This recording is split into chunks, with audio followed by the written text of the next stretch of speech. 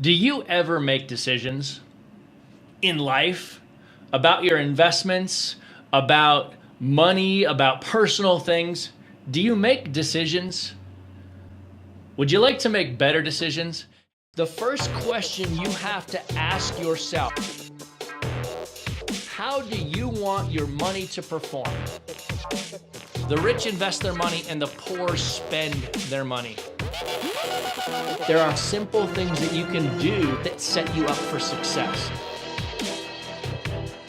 We're gonna free you from the struggle that most people have in trying to decide choice A, B, or C.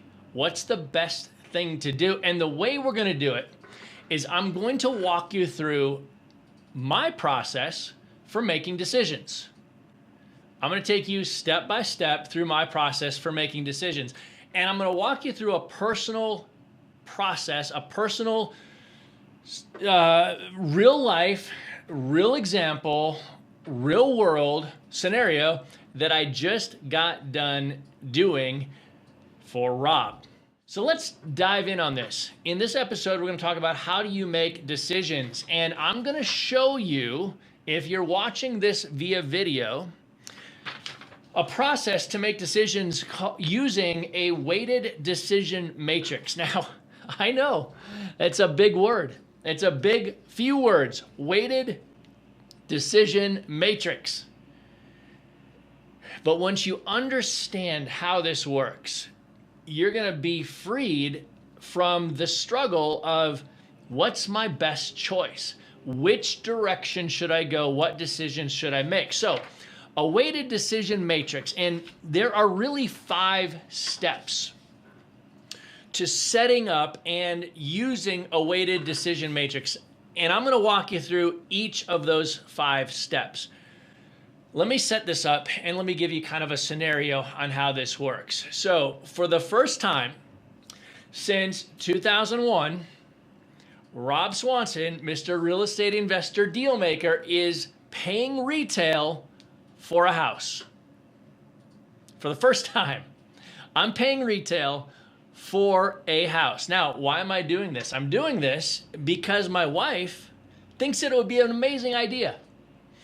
So for the last 3 to 4 years, we've been thinking about moving, and I said, hey, we're not gonna move until we get a great deal. We're gonna wait, and we're gonna be patient, and we're gonna get a great deal. Now, we had very specific criteria on what we were looking for. So it wasn't just good enough to go get a great deal. We had to get a great deal that had very specific criteria. And I'm gonna walk you through this criteria here in a moment. So not only did we have to get a good deal in my mind, because I'm a real estate guy and I don't pay retail since 2001, but we have to have the right kind of property because it's something that we want for ourselves, our personal use. So here's what happened. 1 year goes by, 2 years goes by, 3 years goes by, and we don't really find the right deal. And Rob's kind of okay with that, and we're thinking, we'll just wait. Because I went in and out of how hard am I looking? I'm looking kind of hard, and then I get bored or I get sidetracked. I go do another real estate or business deal, and it takes my focus away, and I'm kind of in and out. So I'm not like full-time legit on this. So my wife finally comes to me and says, if we don't just do something, we're never gonna do it. If we let your criteria, it's gotta be a good deal, meaning I gotta buy it either with great terms or at a significant discount. She goes, we're never gonna buy that next place that we want for our personal residence. So she says, let's go ahead and make the move. And I said, all right. I sucked it up. I went against every guiding principle that I have to make my wife happy. And that is, I'm gonna pay retail for a house. So here's what happened. She comes to me and says, hey, let's do it. Let's forget about your gotta get a good deal criteria. Let's go find the perfect house that we want. Let's buy it and let's enjoy it. And I said, okay. Now, when my wife tells me to do something like that, guess what I'm gonna do? I'm gonna go the next day and I'm gonna start making it happen.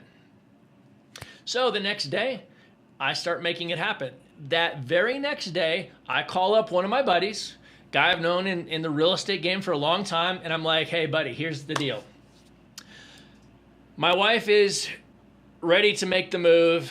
I no longer get to find a good deal, and we just got to find the perfect place for us, so help us out. So he sets up an automated listing and leads notification of all the properties that meet our criteria. And so I start getting them, and my wife starts getting them.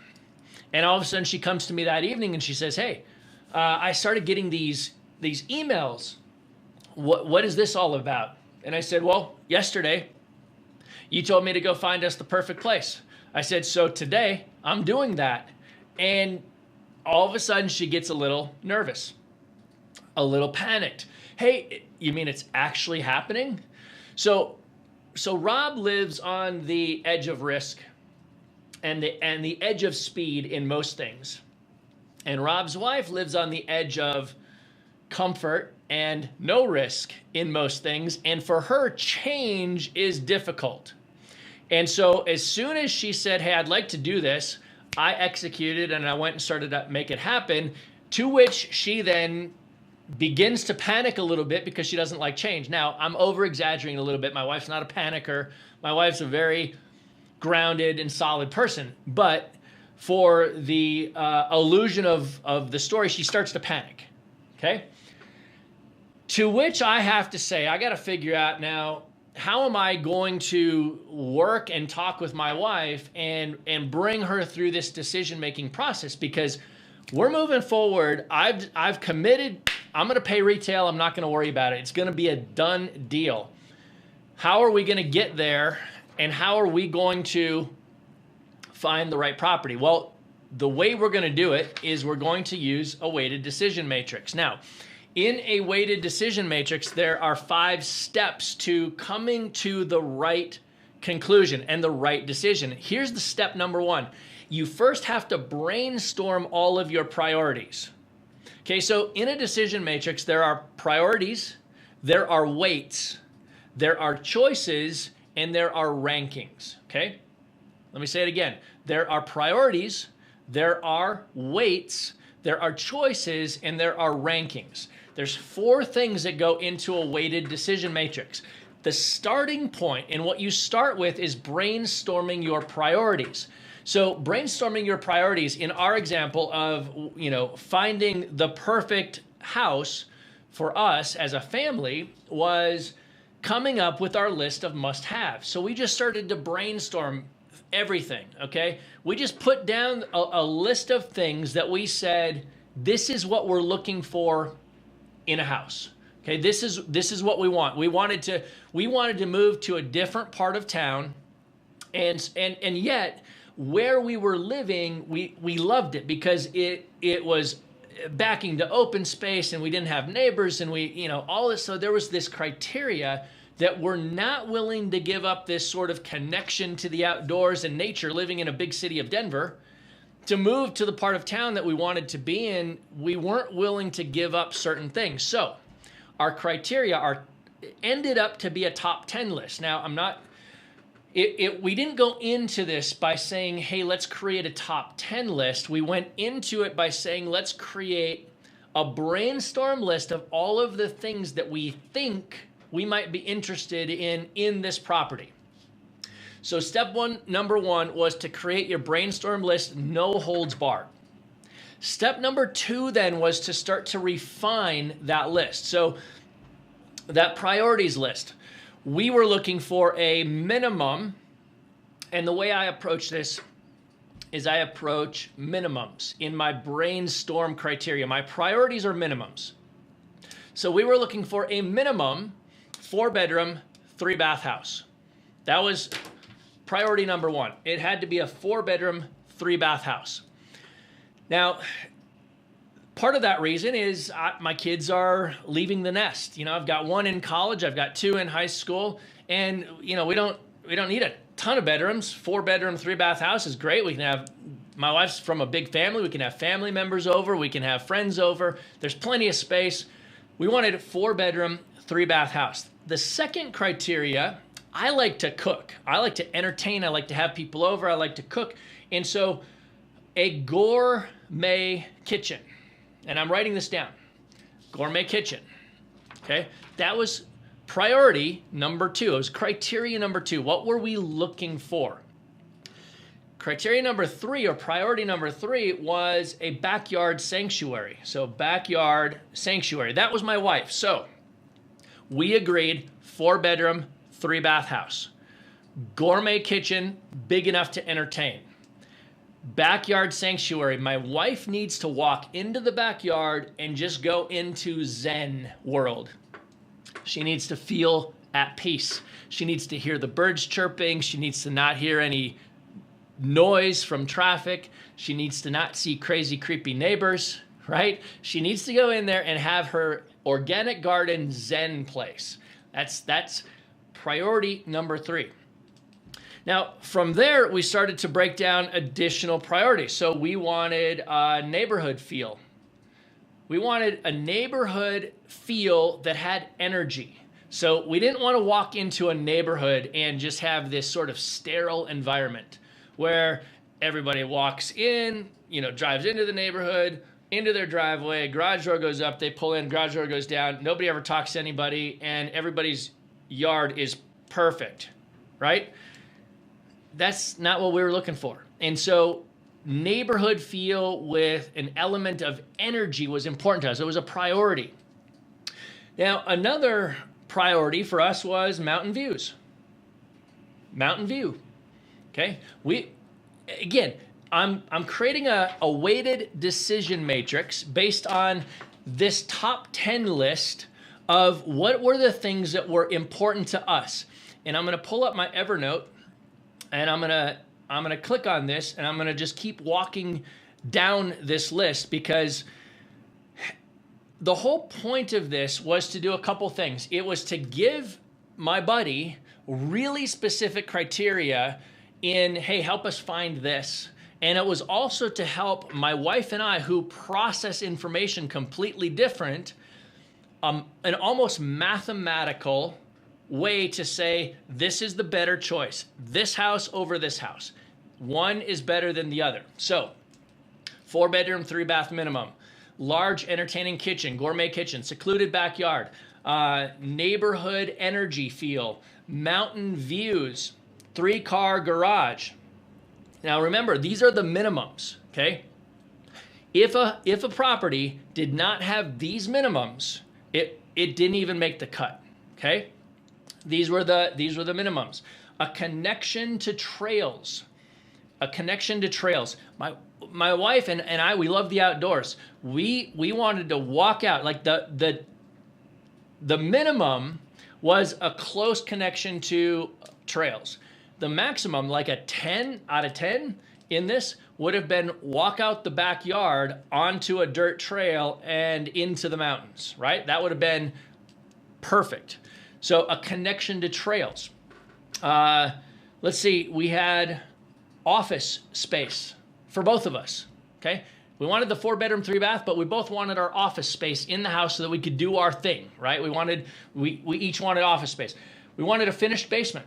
In Colorado here, basements, everybody has basements. So we wanted a finished basement that was the minimum, and the maximum for me, my wife wouldn't have been so concerned about this, but I wanted a walkout basement. The house that we're in now is a walkout basement into a big yard. I wanted a walkout basement. Most importantly there, I wanted a lot of light in the basement, right? Basement's kind of your hangout. It's your guy zone. It's your an entertaining spot. If you're not up in the kitchen, maybe you're down in the basement shooting pool or something like that. And so I wanted a lot of light in the basement. Again, criteria of what I was looking for. Let's see. So that's 1, 2, 3, 4, 5, 6, 7, 8, 9. And number 10 was price. Okay. I'm a real estate guy. Even though I'm willing to pay retail, I still want to consider price, right? And so that rounds out our top 10 list. So that was our priority. So on our weighted checklist, we created priority 1 through 10. And we put each priority in a column right here along this weighted priority checklist. Then we did this. We created a weight for each of those priorities. And here's what I mean by this. The way I create a weight, once I've created my priorities, and in any decision, like you can make a decision for buying a computer, you can make a decision for buying a house, you can make a decision for analyzing an investment property, you can make a decision for stocks, you can make a decision for anything, the schools that your kids are going to go to. You can make a decision for all of these things, and you can come up with a mathematical what's the right decision using a weighted decision matrix. So once we have the priorities into the right columns, we create a weight. And the way I create a weight is my weight is between 1 and 2. And what I mean by that is the weight could be 1, 1.1, 1.2, 1.3, on up to 2.0, okay? So I'm just gonna weight each priority. So for example, a 4-bedroom, 3-bath house. That was a minimum. We don't want anything less than a 4.3, right? Now, we ended up buying a 6-bedroom, 5-bath house, or a 6-bedroom, 6-bath house, or something like that. It was we ended up exceeding our minimum, okay? So a 4-bedroom, 3-bath house was a must-have. That was the minimum must-have. So we gave that a weight of 2.0, okay? Now, down to price, we were flexible on price. Like we could have been on the lower side of what we were looking for. We could have been on the higher side of what we were looking for, and we were okay. So we attributed a weight of 1.0. So in the weighted scale, 4-bedroom, 3-bath was going to have a greater impact on the overall score of a particular choice than price. Price was going to get weighted as a 1-to-1. 4-bedroom 3 was going to get weighted as a 2.0, a 2-to-1. And so then Gourmet Kitchen, okay, that was a big deal for me. So we weighted that as a 2.0. Sanctuary backyard sanctuary, big deal for my wife. That was weighted at 2.0. Neighborhood energy feel. That was a big deal for us, weighted at 2.0. Mountain views, we weighted that as a 1.0 because if it met our other criteria, meaning backyard sanctuary, I didn't need the mountain view, the unobstructed front range mountain view if everything else was ticking in my priorities list, right? So we weighted mountain view as a 1.0. 3-car garage. It was a must-have. I mean, we needed a minimum 3-car garage. Okay, so we weighted that as a 2.0. Now you're going to see here that I pretty much, when I try to do my decision matrix layouts, I pretty much weight things either a 1 or a 2. Occasionally I'll weight something at a 1.5. Just, it's about kind of how important do you feel this piece is into the overall decision-making process, okay?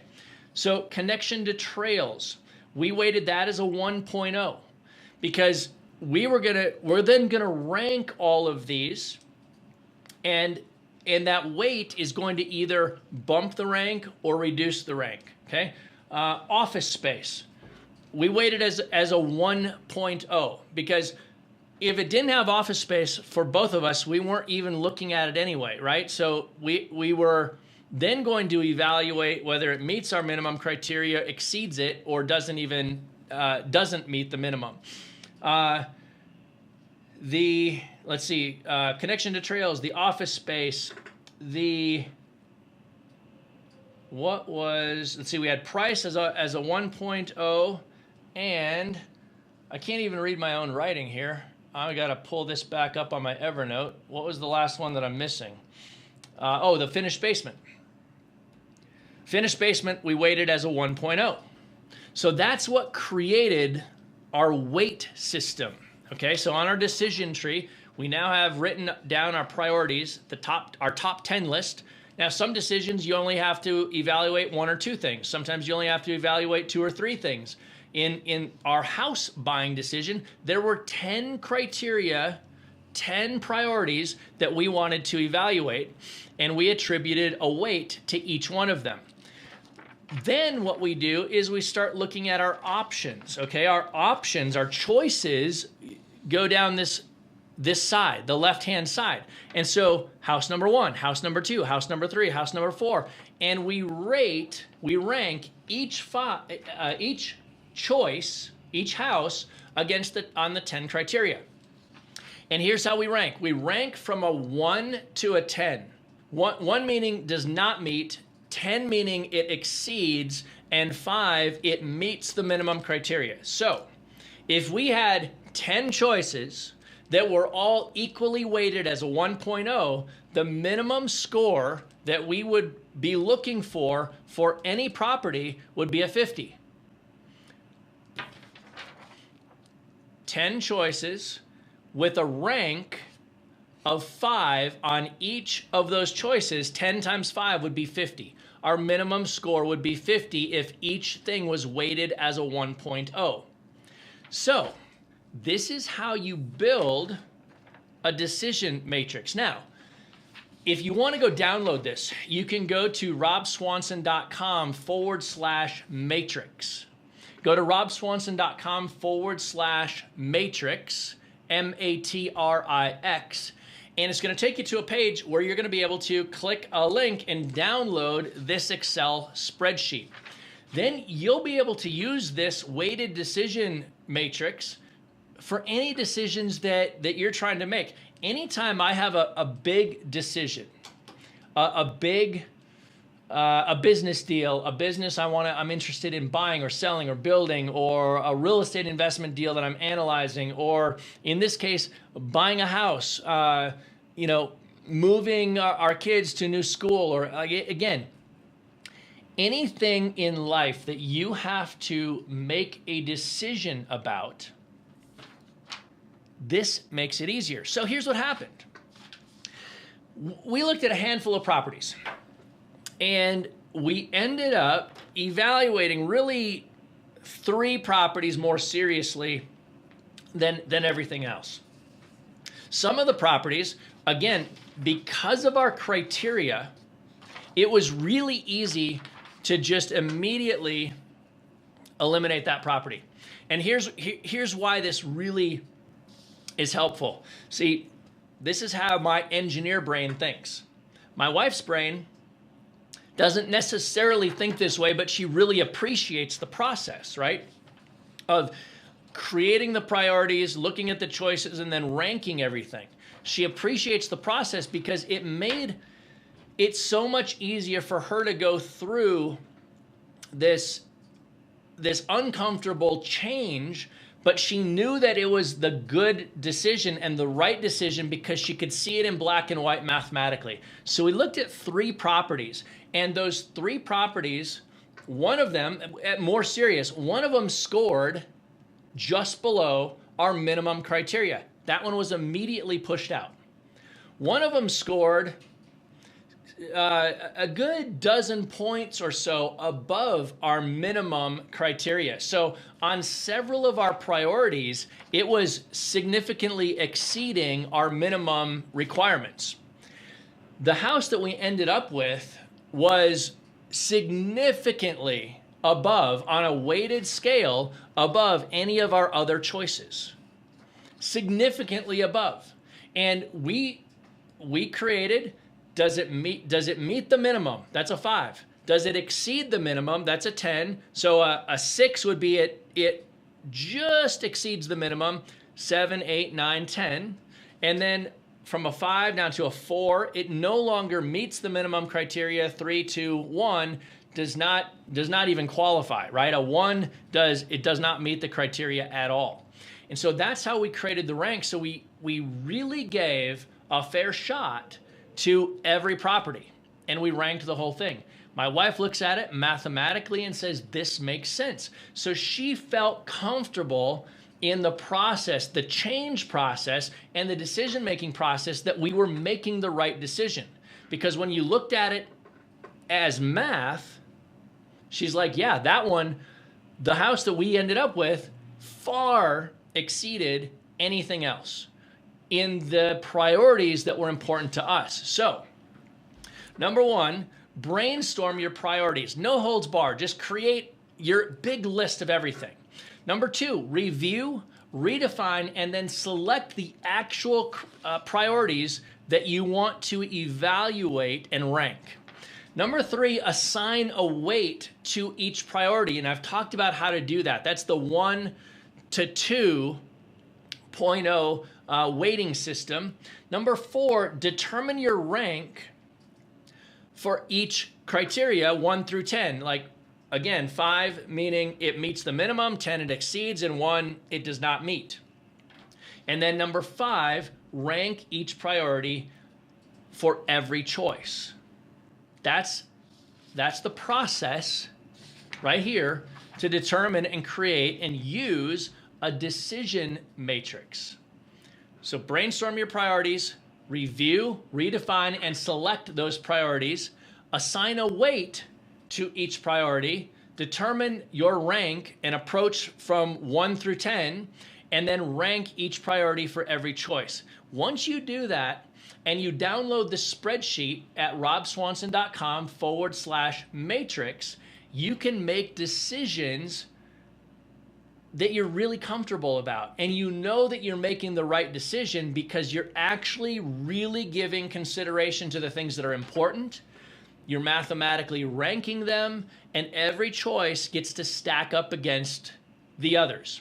So, for example, when we go into a new real estate market in our real estate investing business, this is what I do. I look at a weighted decision matrix on different markets. And I rank those markets based on price point, based on income levels, based on inventory levels, based on the activity of the market, based on the population, based on historical appreciation. I create the priorities, I assign a weight, I look at my choices, and then for every choice I rank all of my priorities. That's the process of creating a weighted decision matrix.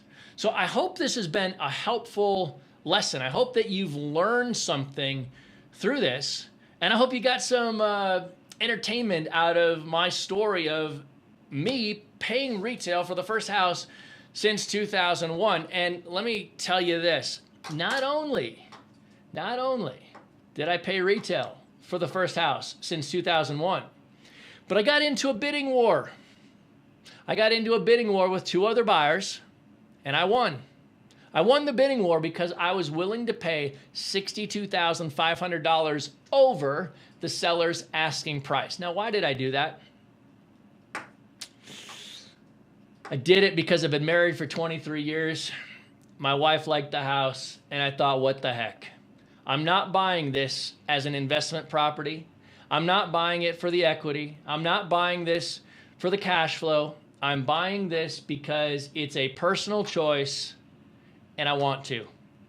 And so, when I went through the weighted decision tree matrix, and I saw how this property scored on the things that were important to us, not only did it make my wife comfortable with that we're making the right choice and we're picking the right house, it made me comfortable saying, you know what, it does meet our criteria, I'm willing to pay the price. That's it. This is how you can make decisions. I hope you got a lot of value out of this. Go download my weighted decision matrix at robswanson.com/matrix.